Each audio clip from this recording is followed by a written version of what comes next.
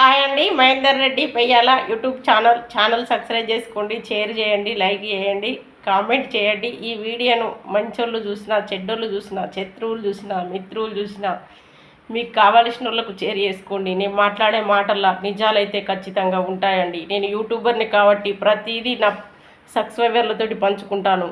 ప్రతి మనిషికి స్వార్థం ఉంటుంది. తనది చూసుకున్నాకనే ఎదుటి వారిని చూస్తారు. అలాగే ఆకలైతే కూడా తన కడుపు నింపుకున్నాకనే ఎదుటి వారికి పెడతారు. కన్న తల్లి తప్ప ఉపాసం ఉండి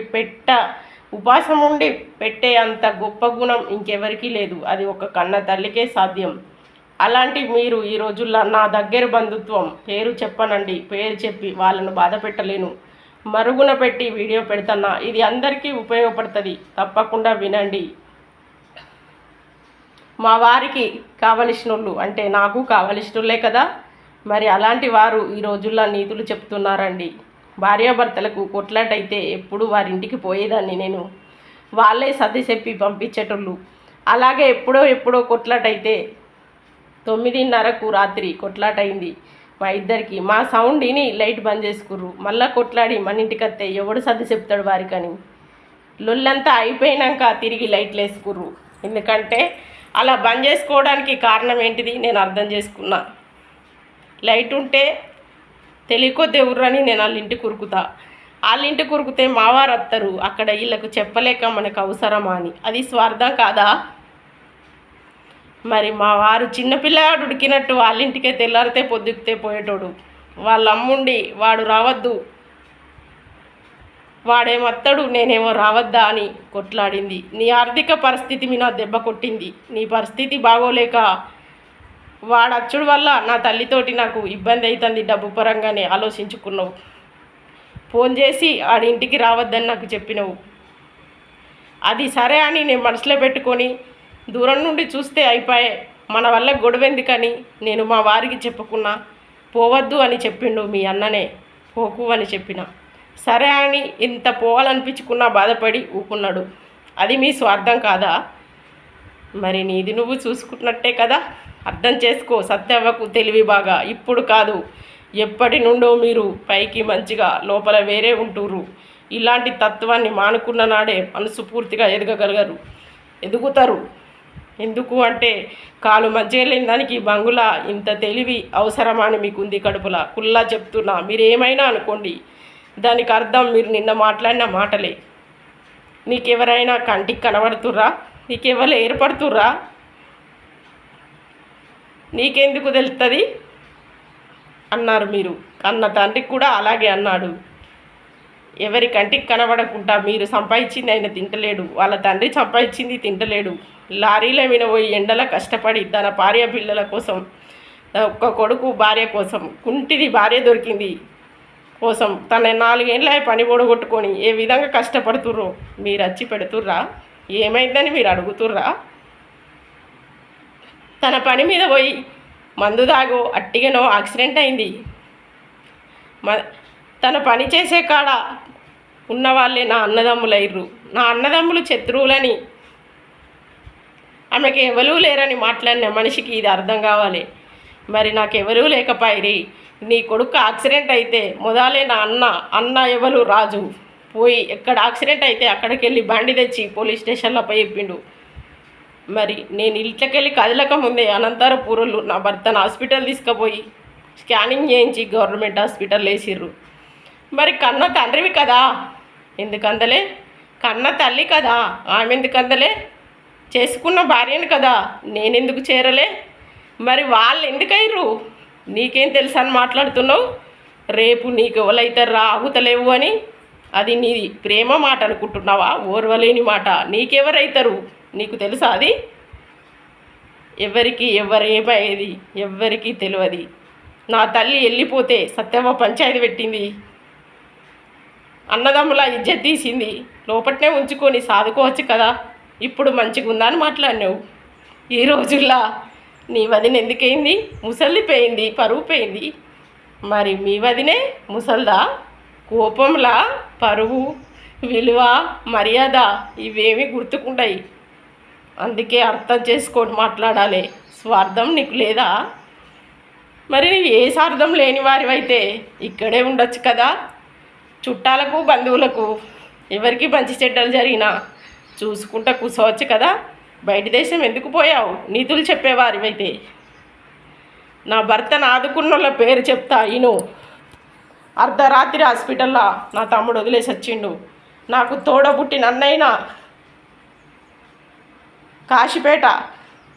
నా అన్న పేరు సతీషు. అర్ధరాత్రి తన కూడా ఒక భార్య భర్తలతోటి ఉండే మనిషి మందు తాగినా కూడా భార్య దగ్గరికి వెళ్ళి లేవడానికి ఇష్టపడడు. ఆ టైంలో నిద్రపోయిన మనిషి లేవ్వడు. పచ్చిగా చెప్తున్నా, అర్థం చేసుకో. అలాంటి టైంలో తన భార్యకు ఫోన్ చేస్తే తన భార్య అంటే నా వదినే ఈరోజు నాడు చేసి కోప్పడితే మందు తాగిండు ఆయన లేవ్వడు అని చెప్పింది. చెప్పి మళ్ళీ ఏం ఆలోచించుకుందో ఏమో రాత్రి 1 గంట సమయంలో మందు తాగిన మనిషి లేచొచ్చి నా భర్తను హాస్పిటల్కి వచ్చి మంచి చెడులు చూసి అప్పచెప్పిపోయిండు. అప్పుడు ఎవరైనరు? నువ్వైనవా తన అన్నవు? నా అన్నలైర్రా? వాళ్ళ అమ్మ నాన్నైర్రా? మరి ఎవరైర్రు? అది నీకు తెలుసా? ఏ టైంలో ఎవరు ఏమయ్యేది? నాకు తోడబుట్టిన అన్నయ్యిండు. ఏ తల్లికి పుట్టిండో, ఎక్కడ పెరిగిండో, ఎక్కడికి వచ్చిండో, అర్ధరాత్రి నన్ను ఆదుకున్నప్పుడు నా అన్న కదా. మరి నువ్వెందుకు కాలే? మరి యాక్సిడెంట్ అయితే తొవ్వలే ఆటోలు ఎక్కి నేను వెళ్ళిపోతున్నా. నీ భార్య బిడ్డలు కూడా ఉండ్రు. మరి నా ఎంబట వచ్చిర్రా? ఎవరిది వారే చూసుకుంటారు. ఇంట్లో స్వార్థం లేదా? స్వార్థం లేని వారివైతే బయట దేశకి ఎందుకు పోయినావు? ఊకుండు అని చెప్తున్నావు. నా దగ్గర అబద్ధాలు చెప్పద్దు. ప్రతి మనిషికి స్వార్థం దేవుడు పుట్టించింది ఒకటి సూత్రం.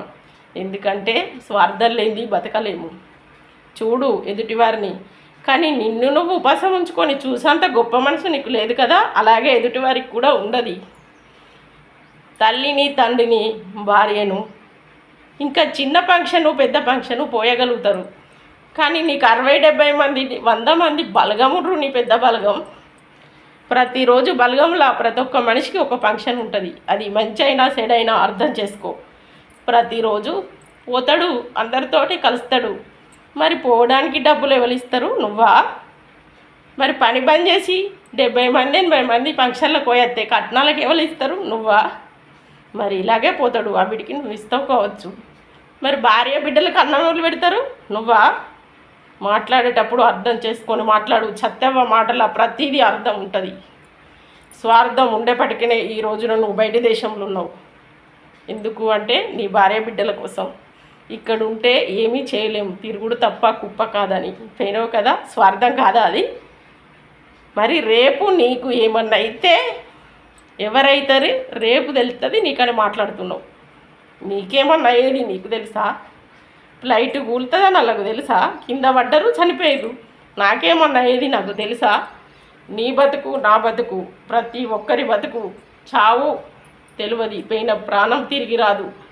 పుట్టుక తెలుస్తుంది. ఎందుకంటే కడుపులో 9 నెలలు ఉండవలసి వస్తుంది. ఈరోజు పుడతారని తెలుస్తుంది. తెలియని విషయాలు 2. ప్రాణం ఎప్పుడు పోతుందో తెలియదు, ఎందుకు పోతుందో తెలియదు. మరి అలాంటప్పుడు రేపు మాకేమన్నా అయ్యేది నువ్వెలా చెప్పగలవు? నీకు ఎవరైతారు అన్నావు కదా. నా భర్త పనిచేసే కాడ గోదాములా తోడ ఉట్టకపోయినా నాకు బోలెడు మంది అన్నయ్యలు ఉన్నారు. వాళ్ళే అవుతారు నాకు. నీకెవరైతారు? కులం కానోళ్ళు, కులం అయినోళ్ళు అందరూ నీకు కావచ్చు. నాకు కూడా అలాంటి వారే. మరి ఇక్కడ ఉన్నారా పాలి బంధుత్వం? మరి నువ్వైనా చుట్టాలందరూ వచ్చి నీ భార్యకు బాగోలేకపోతే వచ్చి చూసుకుంటురా? నాకు బాగోలేకపోతే వచ్చి చూసుకుంటుందా? ప్రేమున్నోళ్ళను పగున్నోళ్ళను తిడితే ప్రేమున్నోళ్ళకు కొడుతుంది. యాదికి పెట్టుకొని మాట్లాడండి. ఇంకెవ్వరూ మాట్లాడినా నాకు కూడా చాలా బలగముండ్రు. కానీ ఏ అవసరానికి ఎవరు ఎక్కడ ఉపయోగపడతారన్నది ఎవరికీ తెలియదండి. అందుకే నేను చెప్పే విషయాలు కాస్త ఆవేశంగా కోపంగా చెప్పినా ఎవరు తప్పు పట్టుకోవద్దండి. 1730 మంది సబ్స్క్రైబర్లకు నా కుటుంబ విషయం, నా సొంత విషయం ఈరోజు మీకు వివరించిన ఈ వీడియో తప్పకుండా చూడండి. నా భర్తకు నేనున్నా, నాకు నా భర్త ఉన్నాడు. ఇదే కదా బలం.